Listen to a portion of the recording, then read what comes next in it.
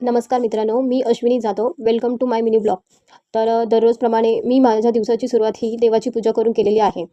कारण दिवस हा प्रसन्न जातो आणि मुलांचं मॉर्निंगला स्कूल असल्यामुळे त्यांना अगोदर झोपेतून उठवलं. थंडीमध्ये सकाळी मुलांना उठवायचं म्हणजे सगळ्यात मोठा टास्क आहे. कसंबसं त्यांना उठवलं आणि ब्रश करायला दिला. माझ्या मुलांना अंघोळ केल्यानंतर लगेच चहा हवा असतो.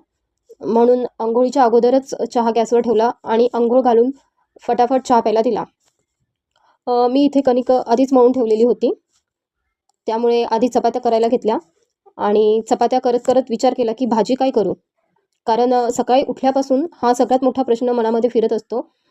मग फायनली भेंडीची भाजी केली आणि भांडी वगैरे घासायला घेतली आणि किचन साफ करायला घेतलं.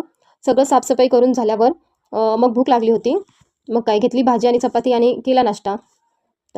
तुम्हाला हा मिनी ब्लॉग आवडला असेल तर प्लीज चॅनलला सबस्क्राईब करायला विसरू नका. थँक्यू.